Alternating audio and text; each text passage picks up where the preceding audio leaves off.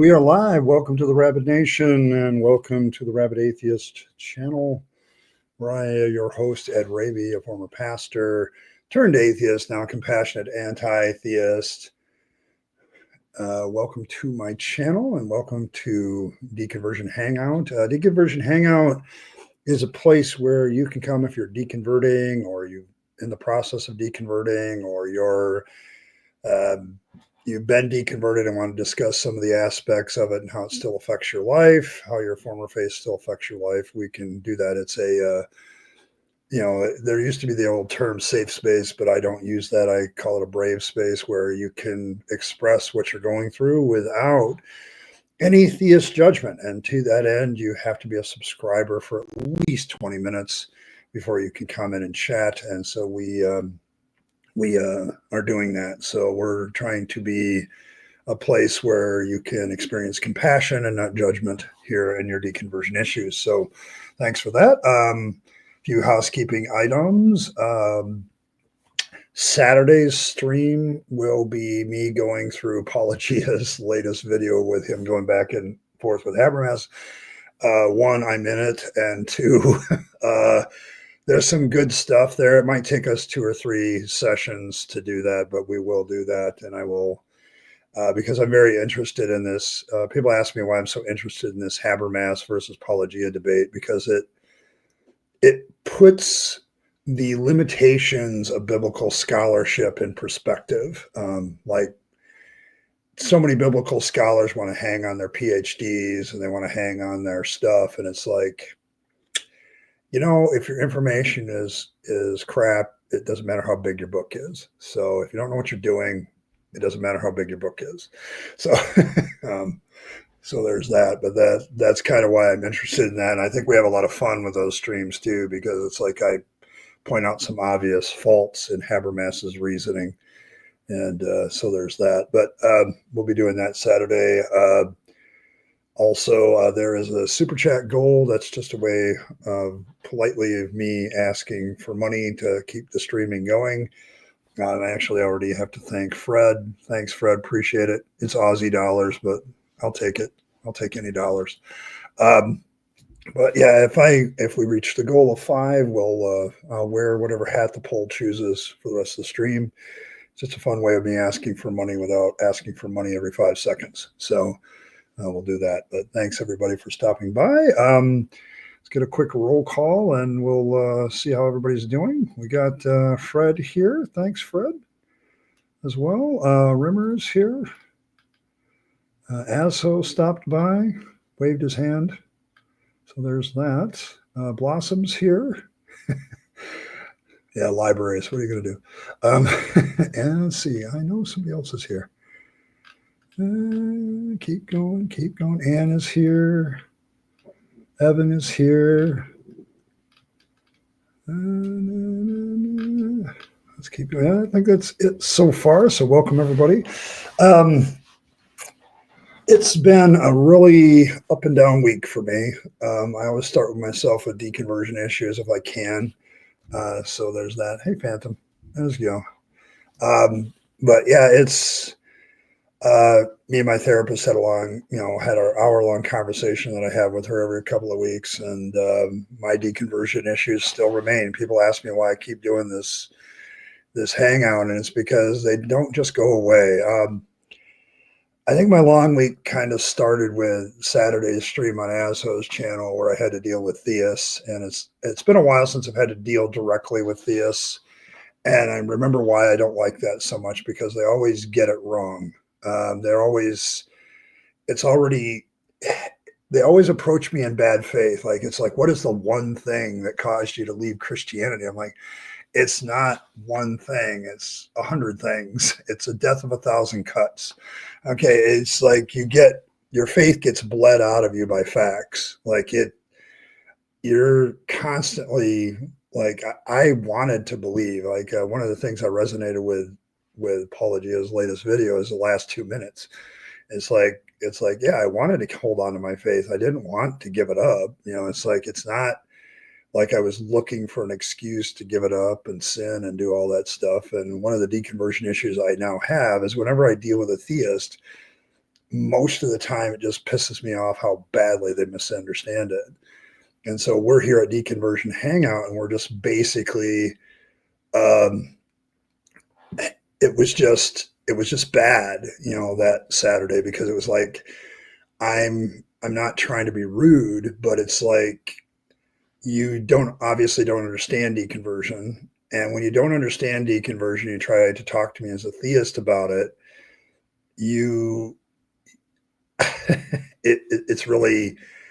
It gets really awkward to talk to people. So yes, it was a frustrating day. And I won't say the stream was bad. The stream was great. I enjoyed it immensely. I had a lot of fun with a lot of friends there. Met a new friend, Master Blaster, Blaster Master. I'm sorry. I'm very forgetful when it comes to usernames. That's why, some of you know that, because you guys have had to post your name in chat 20 times before I remember it. So it's like, it's bad. I remember Fred because he's always here, and Ann, and all those of you who've been here, Blossom, all those. So, but yes, you love the Rabyd Nation National. Yes, it is a great one. All right. But yes, it was just, that's how the week started, is me dealing with theists. So the last 5 days has been kind of roller coasterish. Then Paul Gio's video came out, so that was a high point. I was in it. I was thrilled. Got to have an email conversation with him about it. I'm crap because I don't always check my email on a timely manner. I check it fairly regularly, but if I had checked it a week before, he would have put my education level in there and all that stuff and all the things that I have. Like, I have 3 degrees, and he wanted all that stuff, and I was just crap, and I didn't get back to him in time. So, but yeah, for those of you that might be joining us later or listening to this later, Ed's education level, it's amazing how this hasn't worked out for me. Because, when you have a Bachelor of Arts in Biblical Studies and Ministry and a Master of Arts in Theological Studies, and then you have a BS in political science, and you still work at Walmart, it's kind of not a success story for education, but it doesn't mean I know stuff pertinent to the field. And so it's kind of funny. So yeah, it was a great shout out. I enjoyed it. And then you had, and then, of course, that was that back and forth. And then I had a birthday party to attend Tuesday. One of my grandsons is turning 7, and I got the perfect gift for him. Me and my daughter conspired together and got the perfect gift for him. So that was a high point. And I'm driving home Wednesday, and my muffler fell off my car. And so last night, I'm like, I am spent. I am emotionally drained. The week at work hasn't been easy either. So I was kind of being pushed out of my routine on a regular basis. And for those of us who are autistic, you know how much pushing yourself out of your routine fairly regularly. So I took the night off last night. I had the time, so I took it. I like to save up my time for the lovely winters we have around here, but that's just not going to happen. I may have to dip into some other time and some other things, but we'll see. But yes, and I also, because of the Habermas discussion, I want to announce another series I'll be doing here shortly of videos. I'm going to go back to questionable witnesses. I've been debating what to do about the synoptic problem, because that's the next thing on the agenda as we get into Mark. And I've been debating on that for months, and I finally came to the end of my debate. And so I'm here. This is a new series that'll be going parallel to that. I'm going to call it Red Letters, Red Flags, a critical journey through the teachings of Jesus. And so that's going to be a complementary series on my Bible, when I do Bible studies type stuff. And then questionable witnesses, Red Brothers, Red Flags, and then I will probably be like rotating the other series, like When God Kills again and things like that. So, and maybe doing some other ones. So the Bible study stuff is clear. But I was like, what do I do for the other videos? And I think I'm going to start a series where I engage Habermas's book, The Case for the Resurrection, Habermas and Lacona. And the reason I'm doing that, of course, I think is kind of obvious, because I really haven't dealt directly with the whole minimal facts thing and why I don't think that they're facts. So I'm going to be doing that. So hopefully you guys will enjoy that. I've just got to get my outro done for all my videos, and then I can slap those on anything I do, and then we'll be good. So it'll be, so there's that. So we'll have that. Let's see. Some questions today. Yes, Habermas. Yeah, he really likes to promote how big his book is. But as anybody knows, it's not necessarily how big your book is. It's whether it's got stuff in it that knows what it's doing. The double entendre in that is kind of obvious, I think. Yeah, he was, I don't know what to make of him. It bothered me too, Evan, because it's like he was like, what's so wrong with, like, a lot of them were like, what's wrong with coercion? What's wrong with God forcing people to do something? And it's like, you if you don't have the moral understanding of how forcing somebody to do something they don't want to do is a moral conundrum, then it opens up all the stuff in the Bible, like God just killing people, well, they deserved it. Slavery is justified, because God, we're literally slaves to God. There was a whole bunch I wanted to unpack there, but it's, yeah, they were all, I don't, they're probably really good people in royal life, but their faith gives them kind of bullshit views like this. And it's just, and, from my perspective, this is one of the things that I was glad to get rid of. It can move mountains, but it can't stand up to criticism. Yes, it was kind of bad that way Saturday too. Convert the text to PDF. Yes. Deconverting his PDF to your brain. Okay, there we go. Yes. Yeah, I think he flips that around, but he's an atheist too. He came rushing to my defense because I was getting a little frustrated with Daniel on Saturday. If you want to watch that stream, I think it's still on Asshole's channel. But yeah, it's in the early part of the stream too, like the first 40 minutes or so. So it was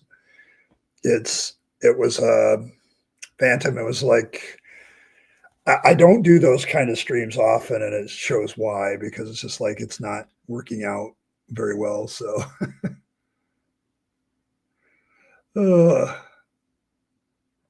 take some of the time. I should know. And September teen birthdays are the best. Okay, yes. Yeah, it was a great birthday party. I got to play with the grandkids mostly, and I got me and my daughter, like the gift the kid wanted, like this grandson is very autistic, and you can tell, like it's overly, he's, still very high functioning, but it's like, you can tell, like he gets very fixated with things. He doesn't like social situations.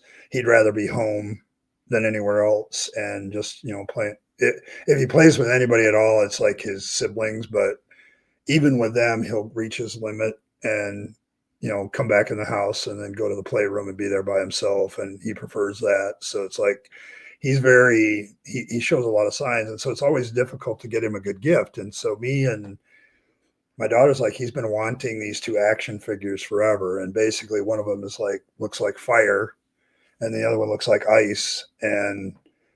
And the two of them together are fire and ice. And he's been talking about this for 6 months. And we're like, we got to get him this gift, but they're very expensive because they're very well-made action figures. And they're very expensive. They're made of something looks like it's more indestructible than steel. And so, yes, so that was, and we got it. She got one of them and I got the other, and it kept our costs down. And he, I guess, has been playing with them ever since we got them. So that was Tuesday. So for 2 days straight, he's been playing with his action figures that he wanted for 6 months. So it's been great. Good gift choice. Hey, Martin. Yes, more pages makes it true. Yes. Habermas in his big book. The jokes I want to tell Evan at that point is like, is he compensating for something? Like, I mean, it's like, it's, he had to write a big book because, yeah, it's like, Yes, so there's that. Yeah, more pages makes it more true. Like is the attitude of some of these people that are supporting Habermas's new magnum opus is like, look at all these pages, look at all this stuff, and it's like it doesn't matter how many pages a book has if it's built on a faulty premise and it's full of shit. It's just a bigger pile of shit. Yeah, it's like so. There's that. So there you go. Yeah, the book jokes. Yes. Oh, there we go. Yes, the band Hammers arrived.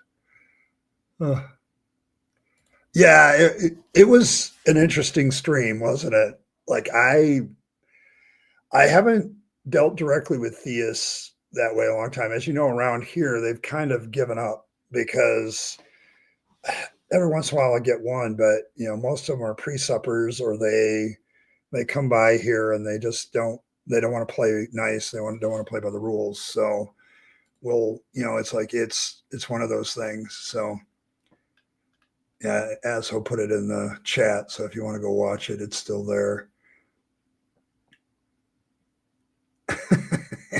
Hamster was here. Oh, no, it's this off-brand toy company, Evan. Like they are, they do very tough, I guess, toys that look really good, but it's very well made stuff. I'm like, I don't see this like, even the sockets for the arms and stuff on the toy are like really well done. So good luck to a kid breaking them. I'm sure they'll be able to do it, but it'll take some time. So, hey, Wolf, good to see you.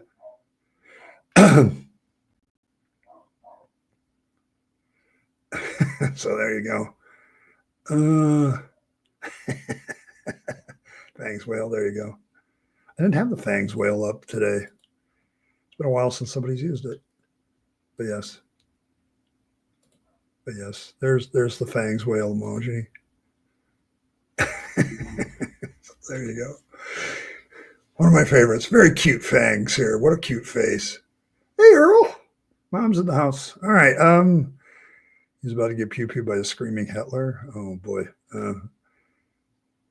I am just general. I had a deconversion moment last Saturday. So, and then I had this week has just been one pulling me off my normal routine, one thing right after another. And so, yes, tonight it's kind of like dealing with theists that want to stress you out. and so the discussion went back to that Saturday stream, but it was a good stream. I had a great time, spent 4 hours with some of my favorite people that come by on the channel, and then had to also spend some time with people that aren't great. So but yeah, I know Asho does that on purpose, but it's like I now remind myself why I don't do those kind of streams very often, maybe once a month, because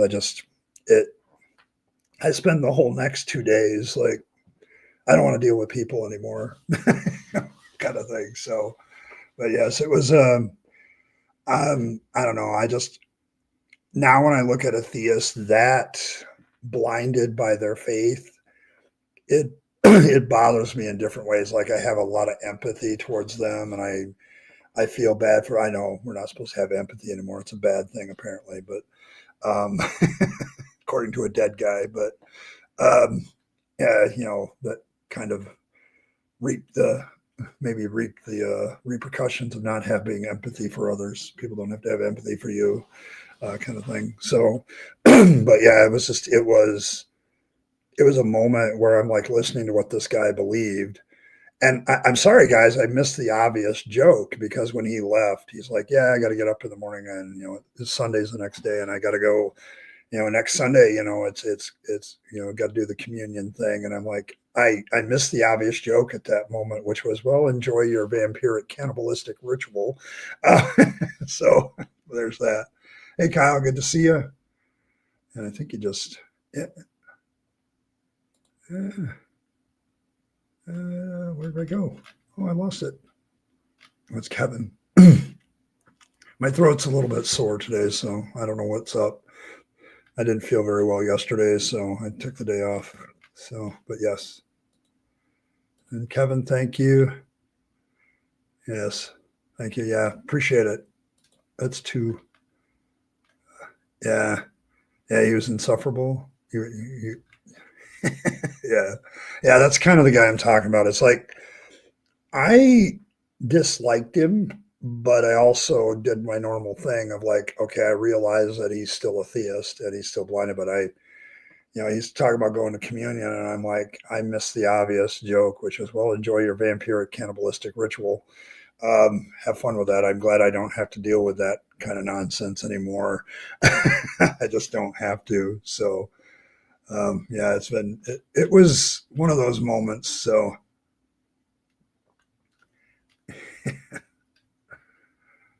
oh, yes, Kyle. Yes, Big Bug means Big Brain.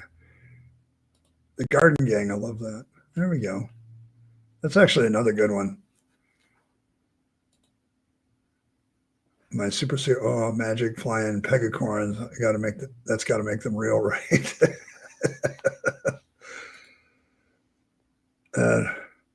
Make Venus kids. Yes. Yeah, if you want to know that.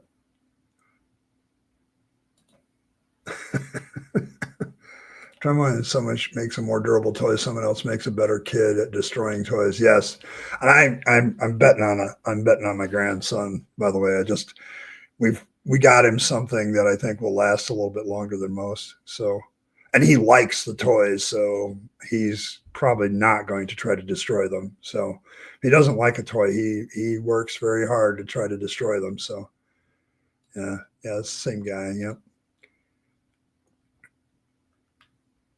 Recommend listening. And, all right. Good Evan. All right, there you go. Good day. Yes. Neurotechnicals can be darn wearing. Yes. Kevin, thanks again. Yes, Elon is kind of that empathy is a disease theory. And it's like, then when you want empathy for yourself or some sort of sympathy for yourself and you're not getting it, you're surprised. So I don't know what to do with that. That makes me grumpy too. So I don't understand it. To me, that just, I don't know. I just feel like that's a whacked out view of humanity. Like empathy has been our strength for years in creating stronger, more durable societies. Like anybody who knows social psychology knows that it's empathy that causes you to band together against bigger threats. Like it's the long-term effect of good human empathy is a better society. So a less crime-ridden society, a kinder society where everybody's needs are more met. It's like I do not understand the mentality that says, empathy is a disease or something like that. It's a weakness, or I don't understand it. And I personally, when Charlie Kirk talked about it, I thought he was splitting hairs between sympathy and empathy. It's like, yeah, you're just defining it differently than it normally is. You don't have anything against magic flying pegacorns. Okay, that's fair. Yeah, I feel better. The problem is when I get emotionally stressed out, I tend to also pick up some sort of disease, and I feel like something's in my throat right now, which I don't like. But I'm getting prepared for the winter anyway, so an extra large bag of cough lozenges is probably in order here as a purchase very shortly, maybe today when I get to work. So, yeah, you leave the faith, Henry, because you start studying the Bible, you start studying all this stuff, right? And then we kind of get to the point where it's the religious people that try to pull you back are just probably not the difference, so you can't tell the difference. Okay. But yes, it's the people that like Daniel that like, oh yeah, I don't want to rejoin that.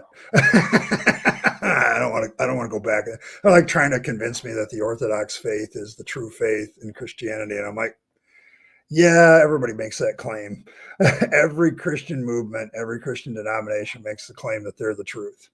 Like, it's like, what evidence do you have that you're, well, they want to go, well, it's the original tradition. Is it now? Do you got evidence for that? Because the Catholics have claimed that one too. So you already wrote it down. All right, there you go.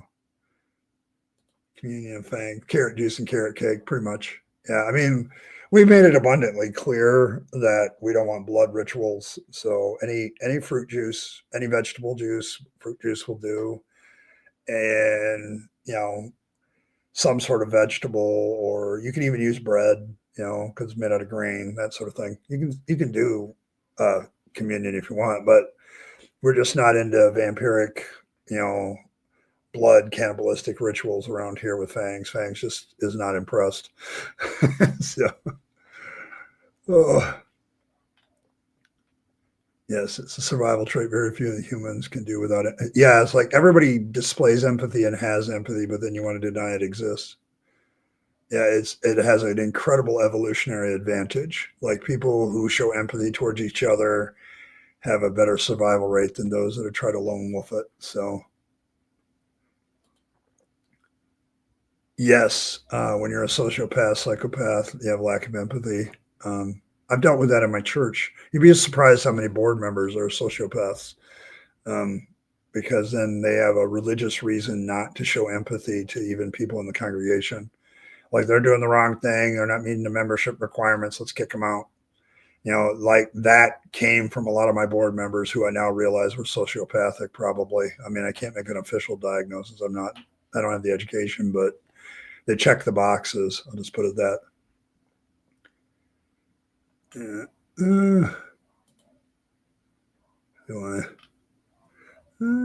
I don't accept theism as reality because I've never been able to see any version of anything but fiction. All religions are equally unreal in the end. Yes. Yeah, it's like the multiple truth claims. Like, whenever I hear that claim, I now automatically, well, I tried to tell the guy, like, that sounds incredibly arrogant. Like, you in your fallible human mind have somehow found the truth. Like, you have found the thing. How the hell does that work? I do not understand how you can get to the point where you look at the universe around you and how big and vast it is, and suddenly you have a denomination or a group of people or yourself, you've figured it all out. Like, you have found the key to life, universe, and everything. And the question that goes to the answer 42, so to speak. It's like it drives me nuts. And then I have to switch emojis, and at that point, and just go for Fang's sake. It's like I do not understand the mentality anymore. Like, I am always super cautious when I say something is true anymore. Like, it's, because people get the connotation that that's an absolutist claim, and it's not necessarily the thing. It's the language to me more should be like, it appears that this is true. It appears that this is reality, and this has good scientific backing, and you have to lay out your case a little bit more as somebody who doesn't believe in a God. And religion just allows you to make these claims without any evidence. Like, you just claim a claim as true. And so when somebody comes along and says the Orthodox Church is the true church and everybody else is a falsehood, it's like, okay, that's a nice claim. Do you have any evidence to back all that up? As a former Protestant Pentecostal, I would have said, no, the Orthodox Church went dead a long time ago. Like, they're the dead church in the book of Revelation. Like, there's no spiritual life to them. And the true church is the one that still has miracles and whatever the Pentecostals say. And it's like, I brought that up, and they just couldn't. It hits them like you're running into a wall with that logic, because it's like, no, they can't think of somebody else might be the truth. So it's like, yes. Spilled some orange juice this morning. There you go. Hail Fangs. Yes. Yeah, Diet V8 Splash, maybe. Earl. I don't know.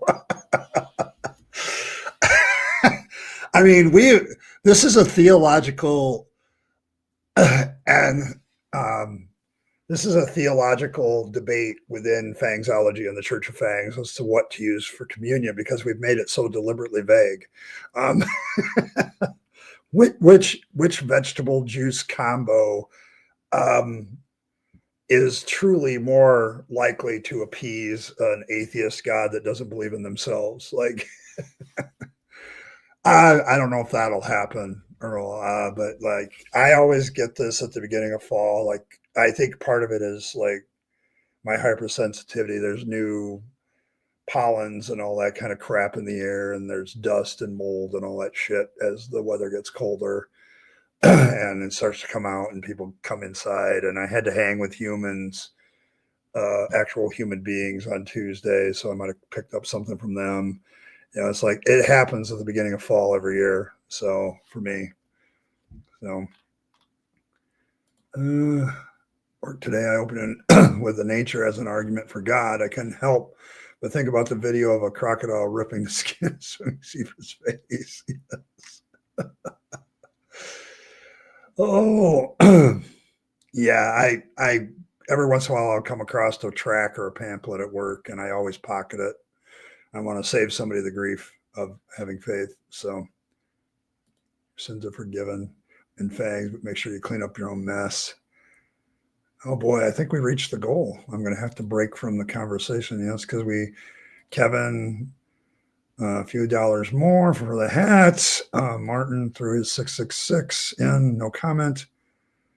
Perhaps beats. Joshua Guile, yeah, perhaps beats. Beats might work, but we did reach the goal. And according to the poll, the newsboy wins. So we'll put that one on. That one's less distracting, but there we go. But here we go. So the newsboy goes on for the rest of the stream. Thank you very much for supporting the stream, especially Deconversion Hangout. This is my baby. Really a place where people can come and talk about their deconversion experiences. I think is very, very necessary these days. So especially with everything's going on. Yeah, facts are not, truth is negotiable. Yes. But thanks everybody for your donations. I appreciate it. You know, if you want another reason to continue to donate, I did buy the Case for the Resurrection of Jesus, and I'm feeling bad that I supported these people. If you want to offset the cost on that, you can do that too. But yes, I'm going to be reading that and kind of go through it. But yes, I don't know, beats. We've actually had that debate, Joshua, with the Church of Fangs, of whether it's too close to the bloody rituals of Christianity that maybe we don't want to use it. So, like, are beets the most corrupted vegetables with religious corruption? That's like we have these debates, these theological splitting of hairs in Fangsology of like we know that carrots are uncorruptible and they become even more holy if you circumcise them, taking out the tip. But we debate constantly which vegetables are more susceptible to religious corruption. So, and which ones are less corruptible. So, yes, hat reveal. Yes. Roger illness. Yeah, I don't know. I don't see. I used to get when we had the mask thing. I was one of those people that had respiratory problems wearing the masks all the time. Like they make it really hard for me to breathe, and that's probably because I have to breathe through my mouth because my nose is broken and one side is literally shut off. So it makes it hard to breathe through my nose. So, and it just made it difficult for me. I actually talked to my supervisor at the time about, can I have a break from this every once in a while if I'm out of sight? He's like, yeah, you can do that. So blood orange, yes. Yeah, blood orange might work. See, that's the thing. Like Fangsology seeks very much to stay away from Christianity as much as possible. So we're kind of using Christianity and its blood red wine as a basis. Like we consider grapes. I would speak. I think I've spoken with the hat on, the Holy Bunny hat on for this, but I think I've spoken that grapes seem to be the most susceptible to corruption by religious ideology for some reason because they turn into wine and oh, fertility. Well, Fangs is a fertility god, but you know, for bunnies. And, you know, so there you go. Thanks, blessing. There we go. I'm going to copy that hunk of killing to free. Yes, splitting of hairs. Yes, very good, sir. Bravo.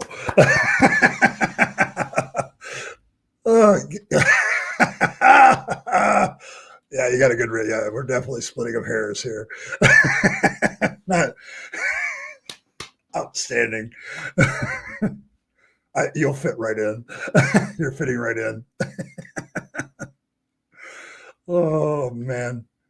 Hey, modern atheism. You know what? I would love to see that again. Like Richard Carrier, you know, his statement about Apologia's stuff was brilliant because Paul needed that. Because the one criticism Habermas always does, and I'm going to deal with that when I go through the video on Saturday, but or at least hopefully we get there. I don't know if we'll get there. It's a long. Paul's does long videos these days. He doesn't do as many, but he does long ones. So kind of gives you that 45 minutes to hour format so you can listen to it at work kind of thing. So yeah, yes. So there's that. But yes, it's I would love to see that. I would love to see him again. Very, very well-spoken scholar that dealt with the issues. So some of the major issues. So looking forward to that one if that one comes about. Yes, consensual. Yes, Fangs is the god of good, safe, consensual sex. Okay, so not just safe, consensual. It's got to be good stuff. Aim high, people. Yeah, I don't know. I'm one of those people that has a problem with it sometimes, but yes, turnips are going to be the JWs. Okay. Oh my goodness, that's just hilarious. Yes, raise your standard, ladies and gentlemen. Trust me, both sides need to raise their standards. The world would be a happier place if you're focused on good, safe, consensual boinking. So yes. There's that. It's the one aspect of Fangsology I've had very few objections to, Earl, is that one. That one, the fertility god part, I get pushed back like Anne Marie pushed back against us because, you know, it's a fertility god. We don't need that. Yeah, some people don't need it. so there's that. But yes, it's the one aspect that nobody argues with. Some of the gardeners have argued with me about what is this god of breaking into my garden and nibbling on my vegetables as bunnies thing. That doesn't seem to be fair. So there's that. Actually, I'm the thing is, Earl, I'm writing some of the stuff that you have said as other things like your anti-natalist type views that Fang starts to pick up through osmosis. I think that'll happily happen. And I just noticed that the poll also has the slash top hat. So it's a tie, both at 35%. So I'm going to have to switch hats in about 10, 15 minutes or so. And then I'll be there. So you'd be object to being on JW. Well, turnips don't come back with arseholes attached to them ducks. Oh, okay, well, there you go. There you go. You need a duck. Oh, I got the fertility god crossed with a death god. Oh, okay, there you go. Yeah, I mean, there are life and death deities out there, Martin. It does exist. Like there are gods that give life and take it away. So most of them are gods of like agriculture and stuff like that. So I probably he's a fertility guy because he's a rabbit, you know, and that's been his thing since the beginning. when somebody asks me how many children does Fangs have, he even shrugs his shoulders. So so there's that. Because he is a rabbit deity, so rabbits tend to do a lot of boinking and a lot of rabbit mommies don't just produce one or two children; they produce anywhere from 8 to. I think my dad, when he was raising rabbits, we had one litter that was like 18 little baby bunnies, so it can be quite a bit. So there's that. It's kind of like Marvin Gaye's dad. Yeah. Hey, Stacy. But yes, it's people ask me what is all the whole Fangs thing has been me redoing my theology days. So like it's making stuff on the fly when you try to explain something has been a talent of mine for years when I was a theologian and a pastor. Like, how do you explain this, pastor? How do you explain that, with God? And theology was very helpful that because it's very flexible. So there, holy shit. There you go. There you go. Yes. Fallopian tubas. Okay. Some of you are going to have to do I'm going to see myself out now. Yeah. Yep. That's how Eddie Murphy put it. Yeah, I remember that. But yes, it's a way of illustrating the absurdity of religion, and I've had an absolute blast doing it. Like, we have made up so much stuff that I can't keep track of it anymore. I'm actually writing the book to kind of get the lore into a more concrete form, and it's still like, I'm sure I'm going to contradict myself within the pages of the book because that's the nature of theology. So there you go. Yes, womp womp. Oh, it's absolutely all right to do a shameless plug. Just only do it one post. Yes, plug away. Described what's called a flope or that and thought they looked like a tuba. Okay. Oh, yeah. So yes. But yes, requires a bit of fake shame.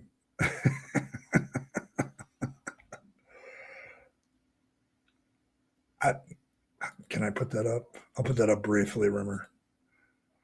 I mean, the obvious jokes about your name in English come up too, so we'll leave it at that. We'll leave it at that. But yeah, so yeah, I don't know. The whole Fangs thing has allowed me to basically demonstrate to people at times how silly religion as a whole is. Like, we have tried to create the most silly religion here that we can possibly create. And people go, well, that's just silly. And I said, yes, but change the names, change the activity, and you get the same flipping thing. Like, one of the the big deconversion issues for me, getting back to deconversion, is looking back at theology and going, wow, that's just really dumb. Like, it doesn't make any sense when you really think about it. But people just like hold on to stuff that because they want to keep their toy. So I don't know. Oh, okay. So you're well aware. All right. Oh. Who said you had any shame? There you go. Yeah. There you go. There you go. Shameless plugs allowed.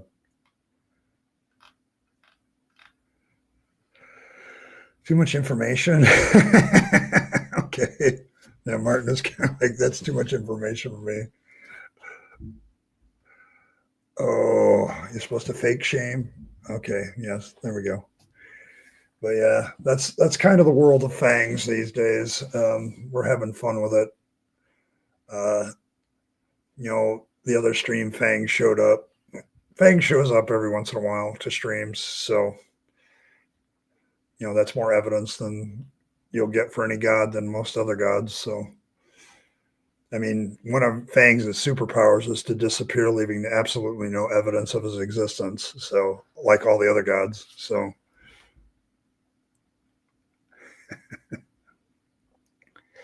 only a working hypothesis. But yes, this has been the funnest I've had with my theology degree in a long time, making up a cult. So there's that aspect of it. See, I thought somebody said something actually. It's hard to tell with chat. You guys are like, you're very interesting sometimes.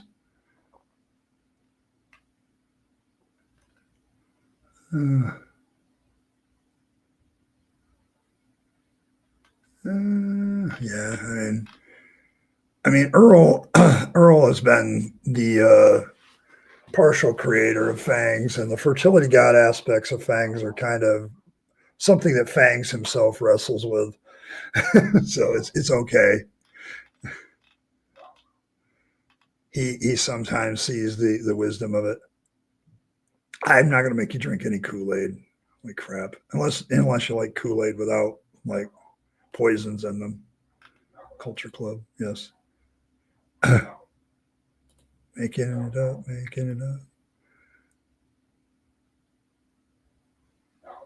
Rimmer guy, Rimmer. Does Fangs drink IPAs because they're happy? I don't know. I don't see. I don't know. Fangs has a different mentality about what he drinks. So he usually, like if Fangs is nibbling on your heart, Michael, you should probably drink whatever makes you happiest so that he can resonate more with you, like that sort of thing. It's like I've said, you should refer to Fangs in whatever gender orientation that you are.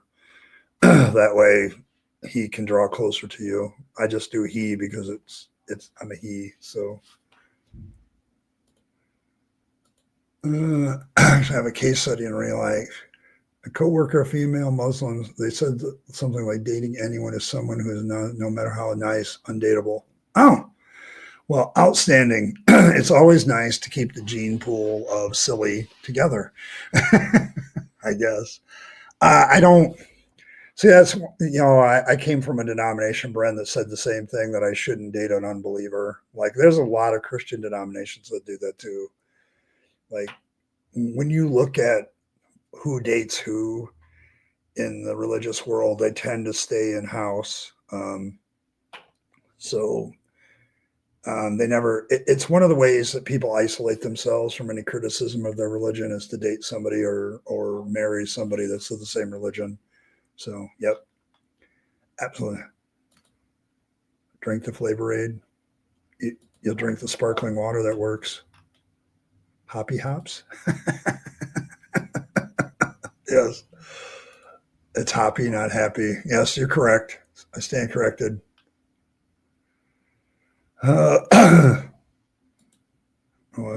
Astrid. Astrid. Oh, Aso would have appreciated that joke, Rimmer. I hope he's still around. He would get that one pretty well. If I never date, does that make me undateable? Probably. Wise men say that the path will potentially lead to future potentially killing themselves or cutting ties with them. Yes. Yeah.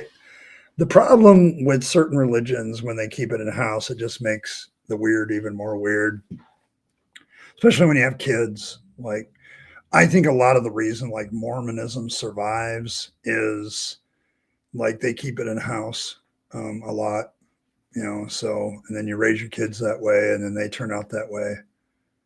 How do you swim in jeans? I don't know. Flirty fishing. There you go. Yes, with difficulty. Joshua answered it for me. Oh, do I have messages?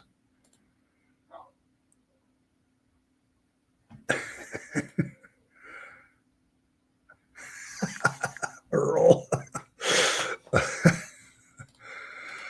Oh, yes. Oh my goodness. See, the problem with Earl is she often gives me stuff during the stream that's hilarious, and I wonder whether to post it or not, some of it.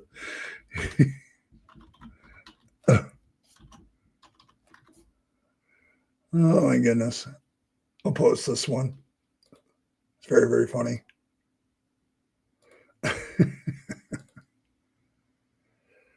Oh my goodness. I got to find it now. There we go. There we go. Explains a lot of things.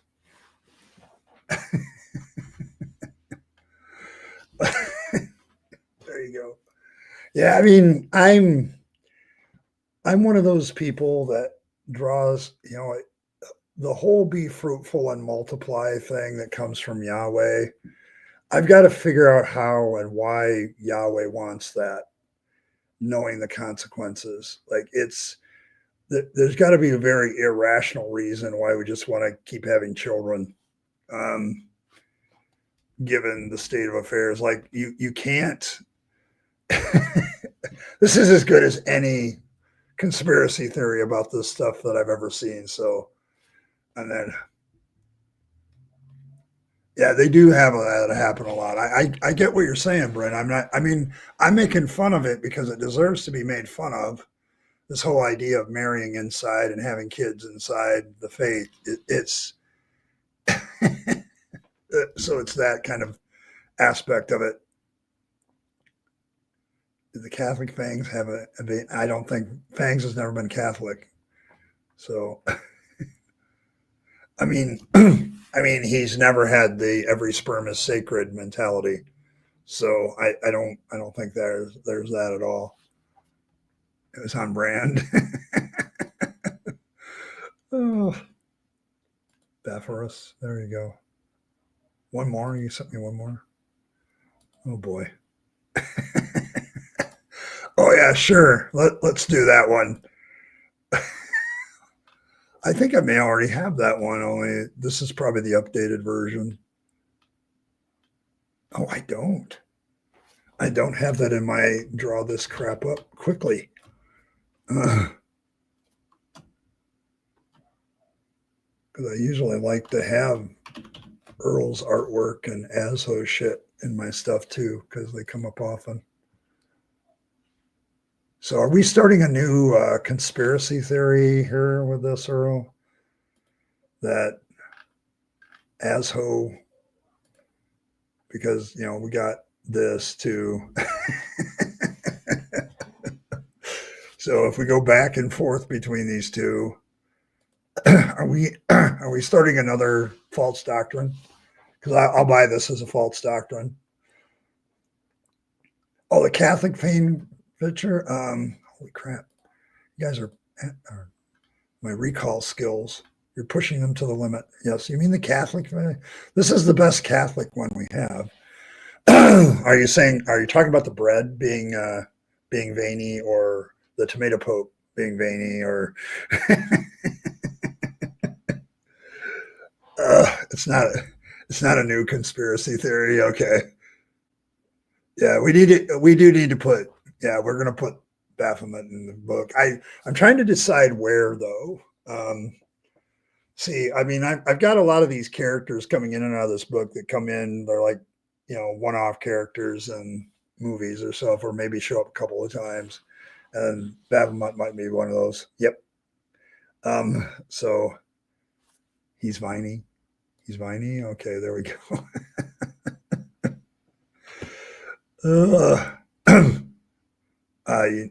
Staff should be a personal massager. Yeah, Earl loves doing this one. This is like one of her favorite ways to do art right here. So I am trying to make it not personal attack on her, saying that even if she says she can choose, would the family or community accept it or not?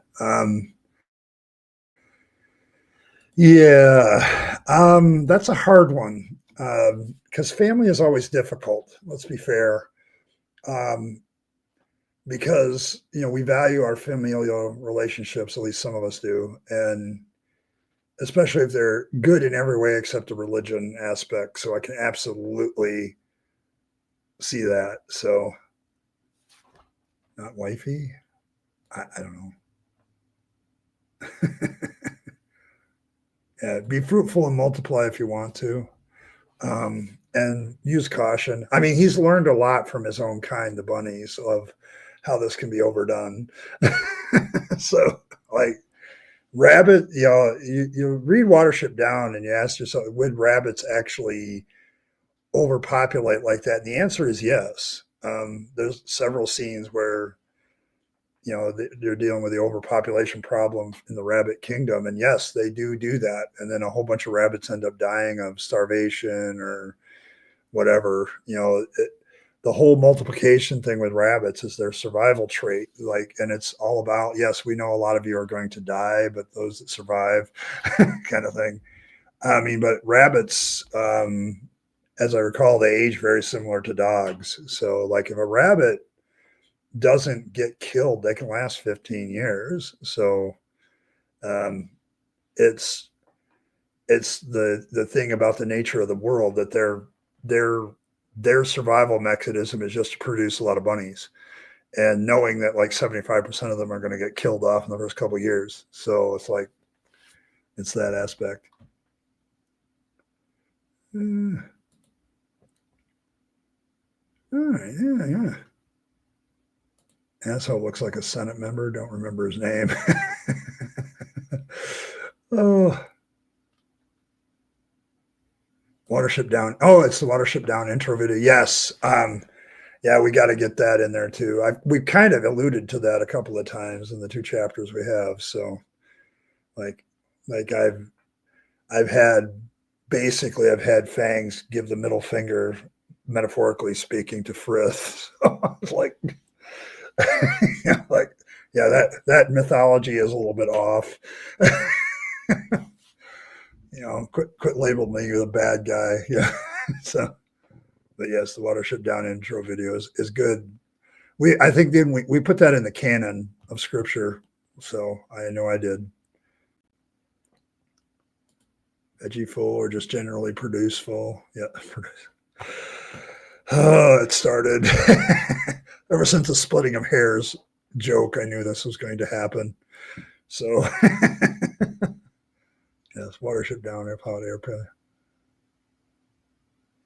I love the movie now as an adult. I remember, though, my parents originally thought this was a kid's movie because it was a cartoon. And I'm like, now the funny part was, being a voracious reader that I was, I had read Watership Down by that time. And I'm like, okay, if you want to show me what Watership Down, the cartoon, because I knew what it was going to be. It's like, it is very much a commentary on, there's definitely overpopulation, overuse of resources.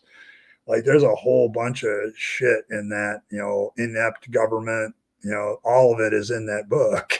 So, yes, Heavy Metal is also a children's cartoon. Sure. Let's roll with that. Oh, yes, the original Heavy Metal. What a classic. They breed so much that they never grow to adults, because there wasn't. Yes, that's another problem that rabbits have. Like, rabbits, they're really going with the shotgun approach to survival. Like, we're just going to put out a bunch of kids and hope like 10% of them survive long enough to adulthood. So, yeah, I read it early too.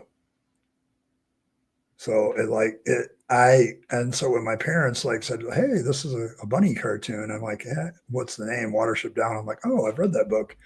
Are you sure you want to show that to me?" I've always had a dark sense of humor and a dark view on life. So, you love the cartoon movie Heavy Metal? It's a great cartoon. I mean, I try to tell people that when cartoons were originally created, it was about getting past censorship. Like, the reason they did cartoons is it wasn't real people doing stuff, and there were a lot of adult cartoons that started. Cartoons were originally meant for adults to get past censorship rules. So, I mean, you can't ban a cartoon for showing nudity or anything like that because they're not real people. So, and the rules back then were written about real people, so you couldn't do stuff in movies like that without letting everybody know, or you just couldn't do it at all. So, it's not really for kids either, but laughed at it just the same. There's a lot of things that I look back at and I'm like, yeah, I don't know if a lot of parents would approve these days. So they were worried when you read 2001. Arthur C. Clarke is a worrying thing for children to read. Well, yeah, because I can see it, I guess. So I can see that. But yes, I mean, I read those books a long time ago when I was a teen. I like Arthur C. Clarke. He's got some good stuff, but man, there's other things. So I I don't know why people would be terrified of Watership Down. It's just it deals with a lot of uncomfortable topics and uses rabbits. So yeah, but yeah, I'm sure you know. I guess I get it. Like I think a lot of Christians would have not like the mythological intro, of course, mimics the creation accounts of a lot of deities. So I guess people who are religious wouldn't have liked it for that reason. The idea of having a lot of kids leads to prosperity. That was big back in the 60s and 70s. And so I guess I could see why somebody saying, nope, that's probably not a good idea, would have bothered them. Yes. So Vegas parents will let me watch video animated adaptation of Shakespeare plays. They can give me nightmares. Can I please watch Hamlet?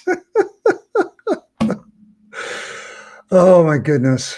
Oh, that's a terrifying story.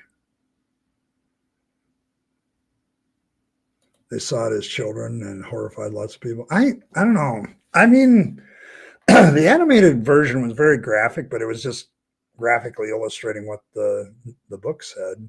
I mean, we've incorporated it into our canon because, you know, the bunny god is essentially Fangs. It's a precursor of Fangs. And of course, in our book, which is the true canon of Fangs, he has to set the record straight about that account and has done so twice now. So,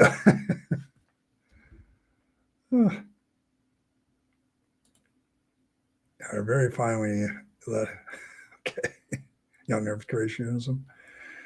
And then there's Milo Notice. Yes.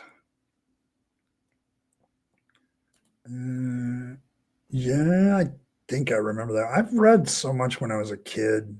I don't know, when I was a youth, kid, young adult, I used to read voraciously. And I think I read so much stuff that it all gets confused in my head. So that's kind of the way it works. Yeah. I don't know. There were a lot of things with back then. I get weirded out about what parents allow their kids to watch because it's like you're still censoring stuff. The world is not a nice place. Okay. And I don't know. I just, there's a part of me that says, you know, back then I got to read a lot of stuff that really made my view of the world a little bit better. Like reading Watership Down and then watching the movie, I never got nightmares from that. It was just like, it was a different take.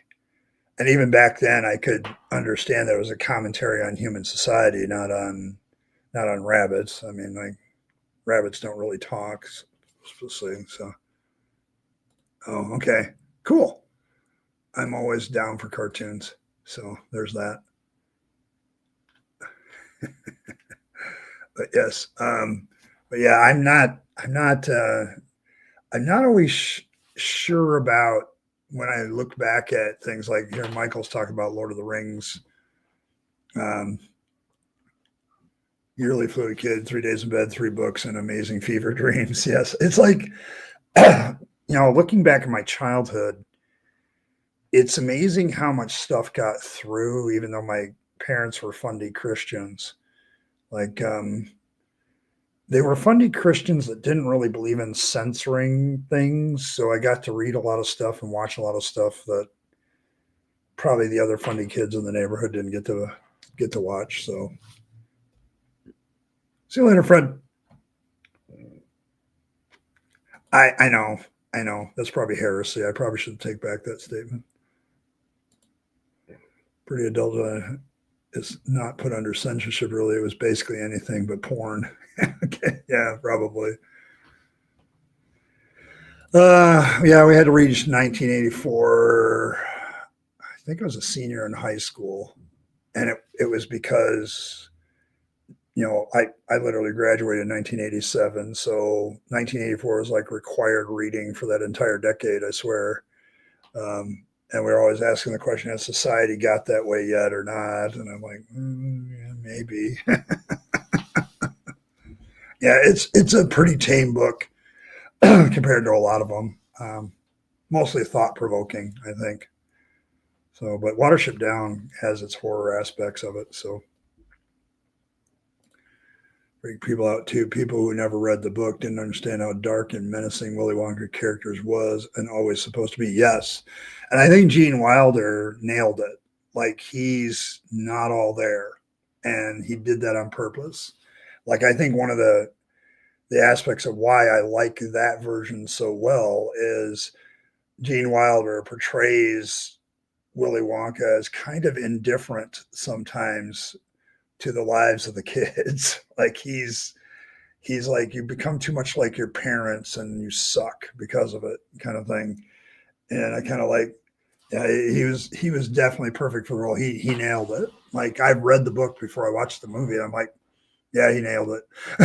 Yeah, and it was like he did Willy Wonka so well. Like it's like, yeah, everybody loves him. He's a candy maker, and he has this real dark, sinister side to him. Like it's like, he pulls everything back. He goes grabs the Oompa Loompas to work for him, so no humans work for him. Like he's not a nice guy in the book all the time. And then finally it makes you wonder about that book. Yeah, kind of. Like the guy, the guy that offers candy to come into his van. It's mid, yeah. 94 is that as a political science angle, it's not much at all. Yeah, it's just I will agree with that. Like it only deals with a couple of issues. There's other ones that were better. I think Animal Farm was a lot better than 1984. So that one dealt with some issues that were not more interesting. I get it. The tunnel scene is a tone shift. It wasn't scary and it worked within the story. Yes. I think the tunnel scene was more scary in the book than it was in the movie. So Tales and not Disney. Yes. Mm.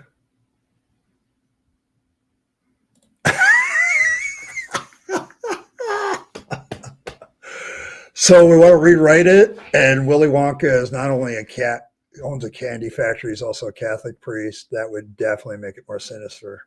Definitely. I wrote on my bookshelf. Okay. Tested zone is like, as I do that in 1980, forget somewhere.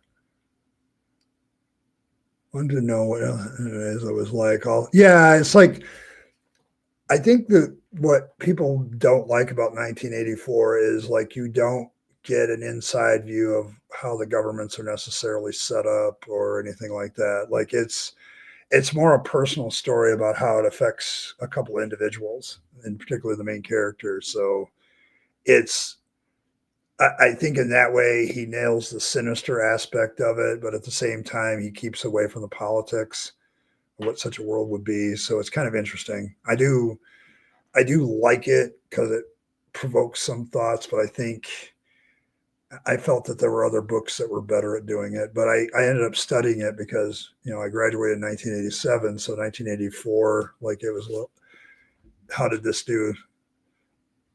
Yeah, Brave New World is a pretty good one too.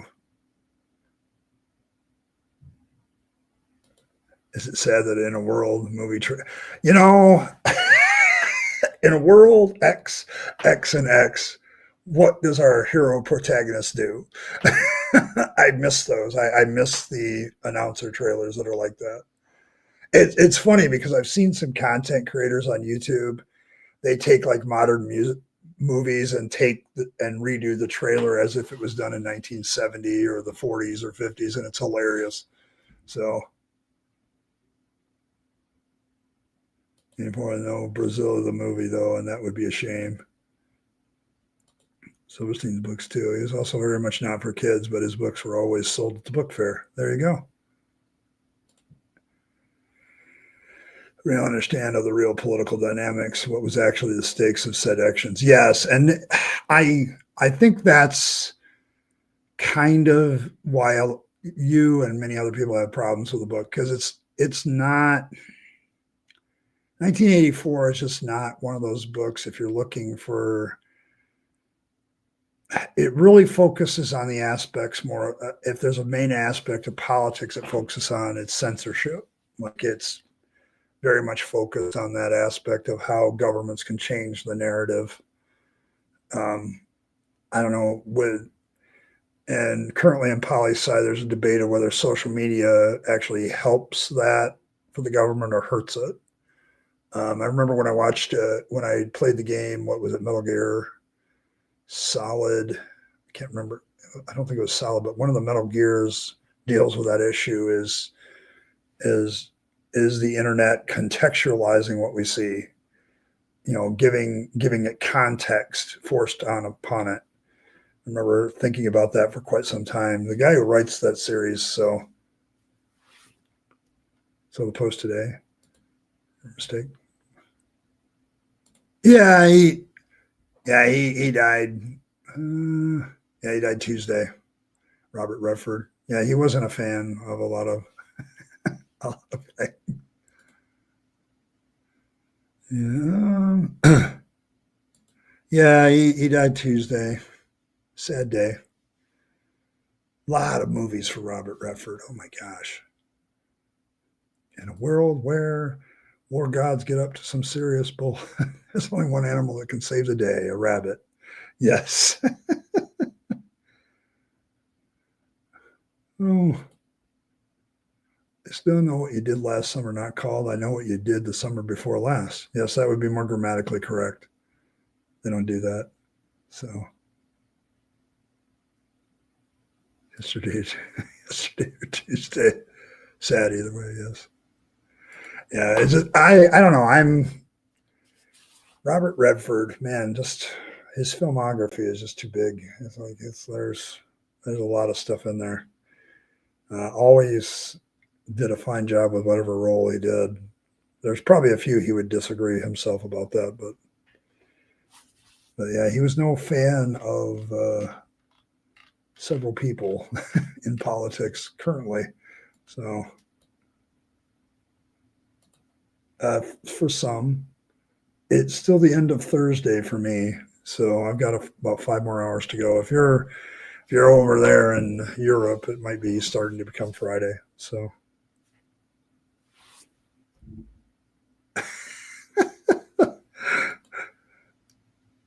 in a world where the announcer die, we have voices of trailers ourselves.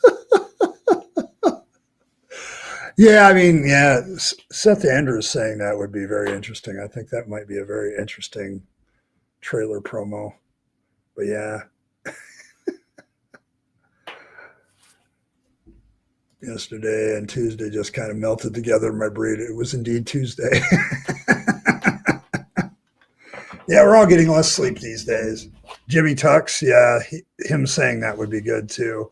You might be able to get Dave from Captive Death to say it too. He's got one of those voices that would be interesting in a movie trailer, I think.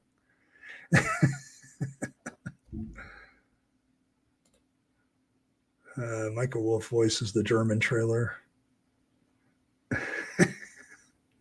congeniality. Oh, yeah, Dave would be really good to do that. Like I think him doing that might be very, very interesting. Like if you got him to do a serious voiceover for a movie trailer like that, I think that would be interesting. There's your bat. Yes. Yeah, we were talking about that because Earl brought up this conspiracy theory. Um, and then she sent me this. So we're trying to connect all these conspiracy theories together, so there you go.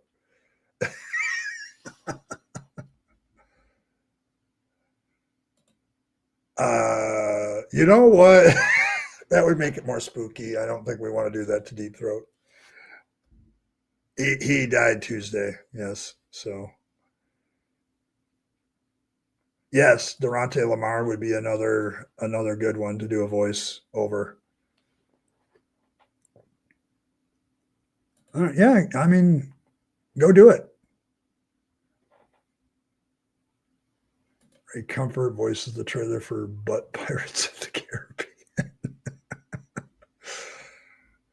I don't know. If it's Ray Comfort, wouldn't it be the Banana Pirates or the Banana Republic? I mean, or the Banana Republics. Oh, the truth, even though they're even more so. If you knew things contradicted each other all the time, you would withdraw from supporting. Yes. Hal needs to be the savior of abused animals. There you go. And away Earl goes. Oh, yes. I'm just saying, if you're gonna have Ray Comfort do a voiceover, it's got to be like Banana Butt Pirates of the Banana Republic Caribbean. Like you got to throw the word banana in there at least a couple times. So I'm just saying, if you're going to use Ray Comfort, it's got to relate to bananas in some way, shape, or form. So, oh, so there's that. Yeah, here we go. Coconuts, bananas. Oh, banana hammock. Just the Banana Butt Pirates of the Banana Republic. Yes. So it's Ray Comfort and bananas with a. Oh my goodness. Yes, this is the problem with my chat. Give them an idea and they push it. So there you go. But yes, I'm just saying, if you're gonna have Ray Comfort do a voiceover, it's got to do with bananas. So, and he probably wouldn't do it for that very reason. I wonder if we can AI Ray Comfort's voice. I'm sure we can. You can do that. Oh, but yeah. Yes, the conspiracy thing abounds. We're just a wee bit unhinged, yes. See, that's the thing, you know. I mean, the shout out by Paula Gio has been good for my subscriber count. Like we broke 5.6K to, you know, just yesterday. So, and it's been hanging there for a while. So it's a good start off, and so that's kind of why I want to get back to my video making so we can keep rolling with that. So.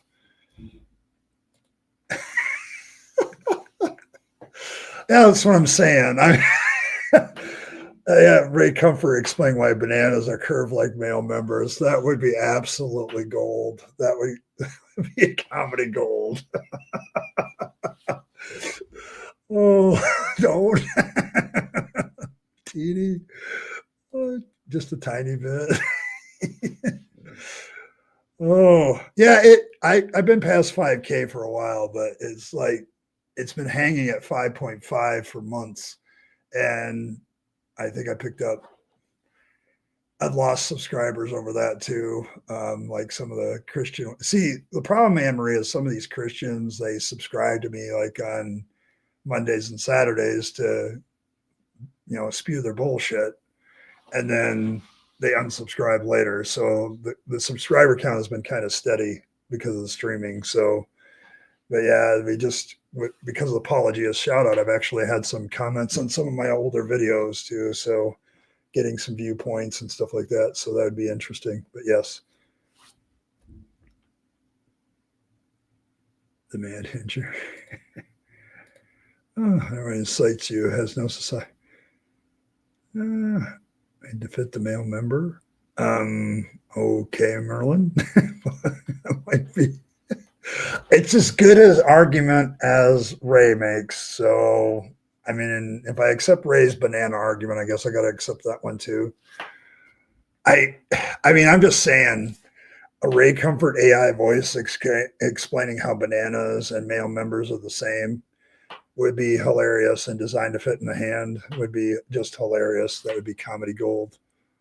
God shooting down it. But you can't eat as much as you want from the tree of BS. Yes. Oh, God, in a world where screech dried up and getting spat out, neither religions of the poor name, but Kirk Cameron still gets to be heard. Yes. I don't know. Yeah, it's perfect fit. There you go. See, I'm just saying. There's certain AI voices that you don't want unless it's a certain context. And I would accept a Ray Comfort AI voice if it's done with certain things. Yes. Yes. Reading short erotic stories. Earl doesn't think much of some of these ideas. Don't get too handsy. Oh. Oh my gosh. So that's what the foreskin is for. Foreskin is where it's a tab. All right. Nope. Oh my goodness. Yes. Yes. Outstanding today, chat, but also a good time. That's what we do here at Deconversion Hangout, and have a good time too, and no theists today, which is good. That's kind of, from my perspective, I don't want to become like an echo chamber of that stuff, but at the same time, there are some days I just don't want to deal with them. So usually Thursday is that day. And you peel it off. Okay.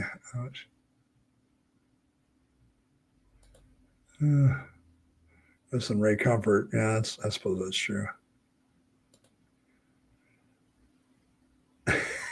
Defer. The sins against the Lord. No, I don't think that's what it's for. Oh my gosh. Yeah, troll-free zone. Maybe that's the way I should bill it, as a theist troll-free zone. Like, don't troll here. I would welcome, Anne-Marie, a theist who wants to have a genuine discussion of why people deconvert. Like, they're asking the question, why did you people leave? And they're not like putting any judgment on it. Like what happened Saturday was, and you were there, like they're passing judgment about why I deconverted even before they ask, So yes, it's one of those troubling aspects. I got one of my opinion videos already slotted for the 5 things theists get wrong about deconversion, and I could do 100, but 5 are the big ones, I think. And that's one of them, is like assuming why people leave. Yes, we're gonna have goblins only here, not trolls.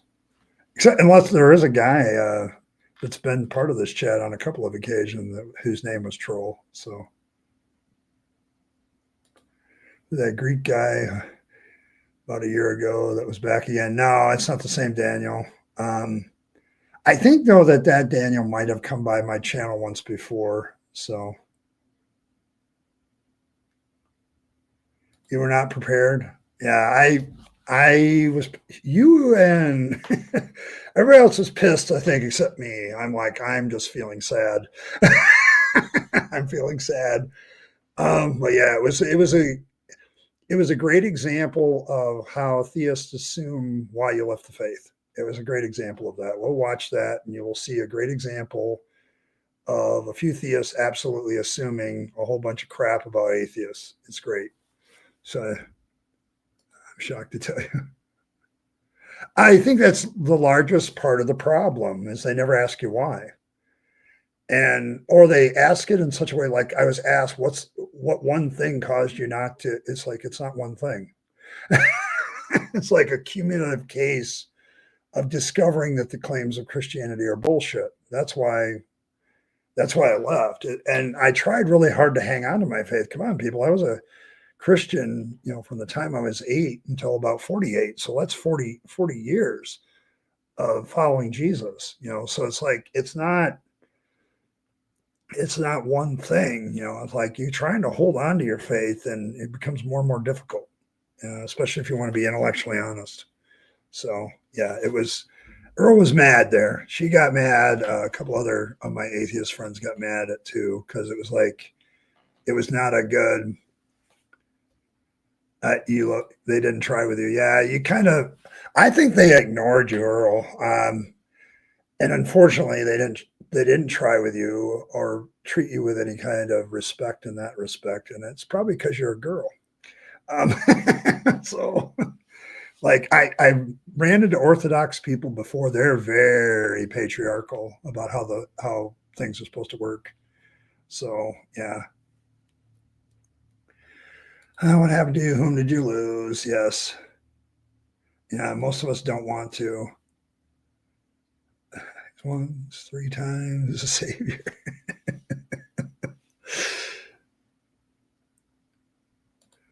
You lost your key, prayed, didn't find it, done, deconverted. Oh, the things that people who deconvert don't say. I'll take that for 200. So, but yes, but yeah, it was a great. ASHO should like cut that part out and put it up as a separate video because it's just a great example of what theists do when they encounter atheists, because it's like they played all the tropes with me and it just pissed me off and made me sad at the same time. And everybody else in chat that was an atheist got pissed off. But yeah, the one guy, I don't think Daniel realizes how his faith makes him a jerk. So it was just like, dude, you're being a jerk because your religion is making you into a jerk. So yeah, they'll admit it that they recognize there wasn't any point to trying to convince me of their bullshit. Yes, that was good. That was one of the positives. They admitted that it's just not worth it. You called him an arrogant asshole several times. Yes, you did. But yes, I was like, I'm trying to have a civil conversation, and yeah, the theists were kind of going over the top a little bit. It's like, don't give me that one thing question. It's not one thing. It's and then I would give an example, and they would and then they would just basically say, oh, that's the one thing. I was like, no, that's just one example of many. Like one example of many things that caused me to deconvert. So you prayed for peace. It didn't happen. Yeah, we were in chat fuming. I saw you guys fuming too. It was it's why we have Deconversion Hangout, isn't it, guys? Because we don't have to deal with that bullshit here. Like it's like if you're willing to come in good faith and talk about the issue and ask genuine questions, but when you ask those gotcha questions, I'm not down with it. I don't think he's being intentionally malicious. It's just his brain being totally devoted to Orthodox Christianity kind of makes whatever he says kind of asshole-ish. So that you do deconvert, you'll still have a friend or two. There you go. You have Daniel to question the way. Yeah, I was like, he was coming at me with all the tropes. I'm used to it now. He's intentionally condescending. It's like, I think these people are good people, but their religion just makes them assholes. And they don't realize how much it does that. It's just, it's sad to watch because you're like, I found the truth in this. Like, dude, you found the truth in 3 other religions probably too before this one. So it's like, yeah. But yes, he was, it's like he's talking down at me, and I'm like, dude, you're lucky you're like not across from a table. Because I don't, that's the weird thing. I think social media allows you to kind of do that because you don't have to face my 6'4", 275-pound gorilla form on the opposite side of the table where you'd probably be a little bit more polite. so so there's that. What mom said, yes. Yeah, it's pretentiousness, Anne Marie. It's like, it's sad. Like, I feel sorry for them because their religion has so blinded them that they can't see the flaws in it. Like when he made the statement that the Bible is completely consistent, all the fulfilled prophecies, I'm like, oh my God. Like, do you even read your book? you know, yeah, I kind of thought that because you disappeared, your chair was still there, but you were gone. And I'm like, you know what? I bet you Earl's pissed.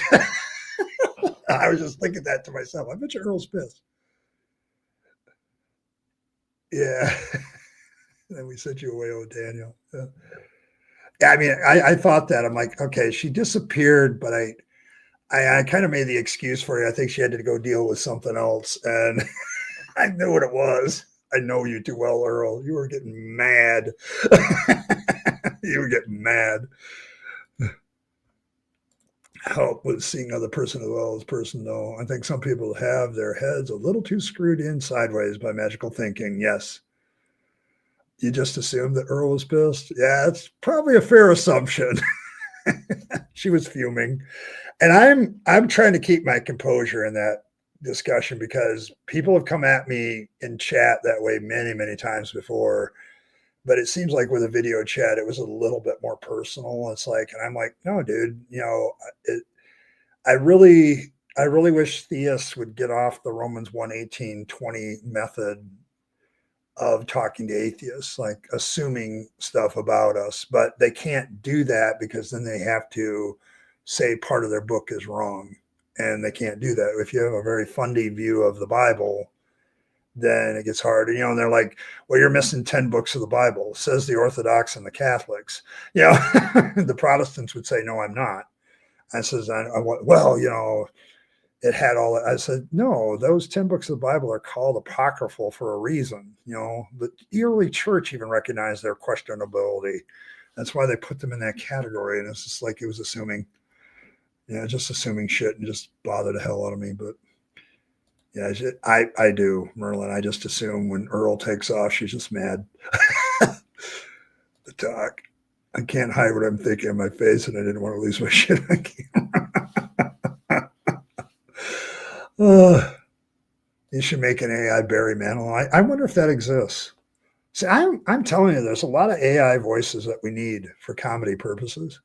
So, but yes, yeah, but I felt that, Earl. I'm like, I think she's mad. She's away from the camera because she's mad. She's just mad, and I was getting mad too because it's like you're not listening. You're just not listening, and it gets infuriating when you ask me a question, I give you an answer, and I know that you're not listening to my answer. And it's just like, you're not listening at all. And, the whole, you didn't have the right Bible thing. That was kind of a new one. I've only had that one a couple of times, but it's like, you just didn't try the Orthodox do that a lot. I noticed that Orthodox church Christianity types do that a lot. You just didn't have the right Christianity as a favorite of theirs. So, some of you bring popcorn to those streams. A couple millennial, actually.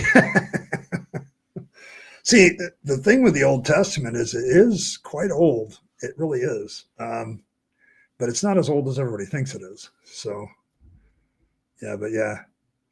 There you go, Earl. Next time, just pop off and the Merlin will be entertained.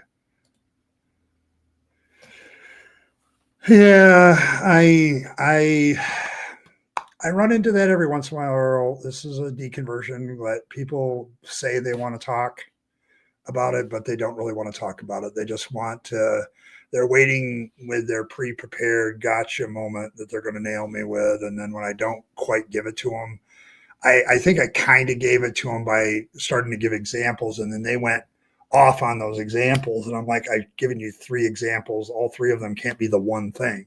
It's like, this is just 3 examples of many, many things that were the death of 1,000 cuts for my faith. Okay, like the more you study the Bible, the more you study its historical context, the more you do stuff like that, the less you start to believe it. Like if you're honest with the Bible and you do an honest examination of it, you're going to start to believe less and less. And they just did not want to acknowledge that. They were, I'm trying to like tone it down and get them to think about stuff, and it just wasn't working. So it kind of frustrated me too, but me, I'll mask up and just in my mind, I'm throttling them and not actually do it in real life. Where your Bible says to, it would be all better. When atheists debate, they usually play the hurt feelings card. I got that so many times. So, yeah, you wanted to preach the Crusade Apologist 101, 2010 arguments were more than I could handle. Okay. Hey, Dave, we were just talking about you. We were saying that you should use your voice to narrate some movie trailers using the old in a world of this, what does our protagonist do? Like, we think your voice would work for that. So yeah, speaking of Bigfoots.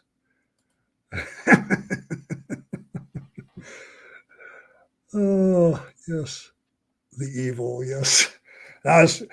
Yeah, Dave, it was just, we were just talking about your voice. Like, it tends to come up a lot. So this summer movie, in a world of, you should do something like that, Dave, because I think you could, if you ever do another video to promo something, you should like, in a world of this. Yes, in a world where death's roam free, there is one voice that is captive. Oh, but yes, we are also, I feel, after my tube in my belt. Oh, okay. Okay, so they're still working on you, huh, Dave? Okay, well, you keep doing what you need to do, man. I'm not going to pray for you because that's kind of a waste of time. I will say though, my empathy reaches out to you, but according to some, that's useless too. But I do value what you do in life, so it's all lies what you do, Katie. There you go. Reach is a valid excuse to walk out. Yeah, I think so. I mean, we're also talking about a stream I did Saturday where some theists showed up, Dave. It was just bad. It's the typical, what one thing caused you to leave the faith, and who hurt you and all that crap. So there's that. Oh my goodness. Yeah, we're all hoping things go as well as possible for you. Yes, in a world where a scholar writes 4,000 pages without saying anything, this summer Ray Comfort lubes up his banana to see how it really fits. Yes, Ray Comfort's voice doing a movie trailer for Habermas's magnum opus. I don't know how that would work, but next summer, in a world of illogical religions, the only one who can be the voice of reason, and his teeth are very pointy. Yes. Yes, I think you're onto something there, Earl, with the trailer. If our book ever becomes a movie, like a cartoon movie, I'd be thrilled. It's not going to be able to be aired on the main screens, but already we're already into R rating territory. So if not NC-17, so so there you go. I don't know what the ratings are these days. We're on a mission from Fangs, yes. Yeah, let modern science do its thing, then. I mean, and you cooperate with that. So, yeah, heal up, man. Yes, banana lube. There you go. Oh, my goodness. Well, folks, I do have to run. I have got to go to work yet tonight. I took last night off because I wasn't feeling well. I'm feeling better today, and I'm feeling well enough to go to work. Boo! But I'm definitely gonna have to sign off. So thanks everybody for stopping by. Thanks for all of you who donated to get me to wear the hat because that helps the Rabyd Atheist bank account. I appreciate that. And I do, I love this stream. This is my favorite one because we get to let our hair down a little bit and do the things that we need to do as deconverted people and talk about it and have some fun together and enjoy everything. So,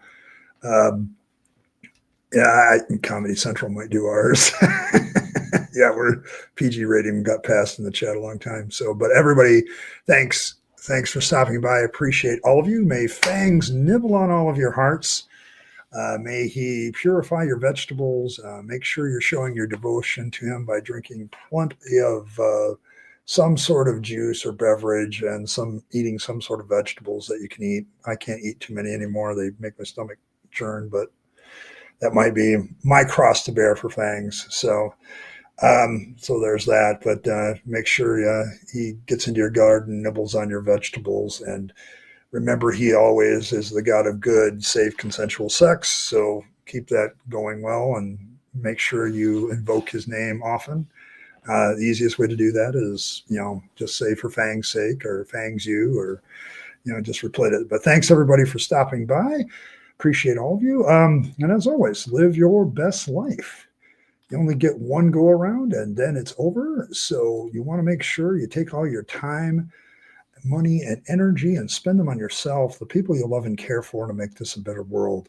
You will absolutely enjoy that much better, and it'll make you happier. And don't waste it on the trappings of religion and faith, because that's a dead end.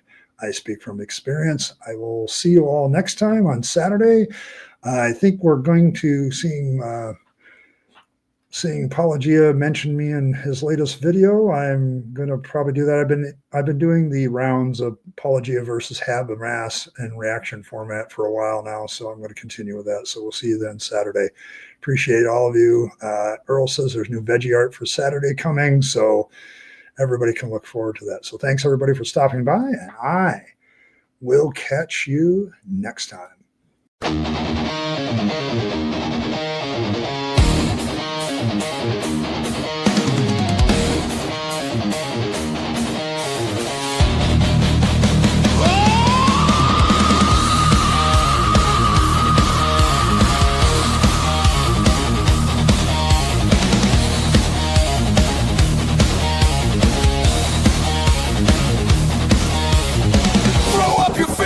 It's time to take a step.